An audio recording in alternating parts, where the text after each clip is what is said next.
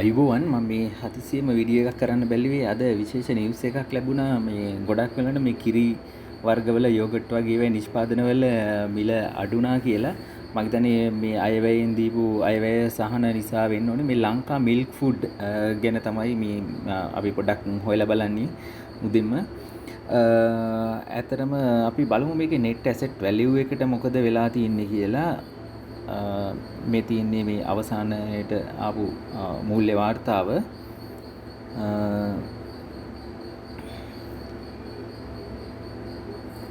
රයි ඔව් මේක අපි බලමු මෙන්න බලන්න මේ net asset value එක මොකද වෙලා තියෙන්නේ කියලා net asset value per share එක බලන්න මෙතන 71.41 දක්වා වැඩි වෙලා දිනවා 54.52 ඉඳන් 71.46 දක්වා වැඩි වෙලා තියෙනවා.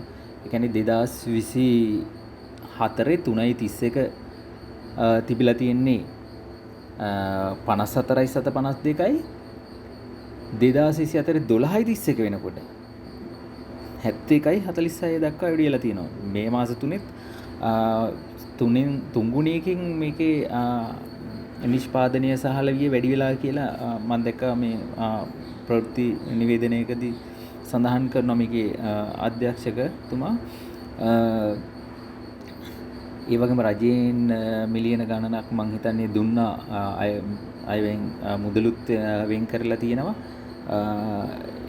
රාජ්‍ය අනුග්‍රහයත් ඊටම හොඳින් ලැබෙන මේ පහුගිය ටික ඊටම හොඳින් වර්ධනය වෙන එකක් තමයි ලංකා මිල්ක් ෆුඩ් කියන්නේ ෂෙයා ප්‍රයිස් එක 50 ගණන් net asset value එක 50 ගණන් වලට තියෙනකොට ෂෙයා ප්‍රයිස් එක 50 ගණන් වලට ගියා.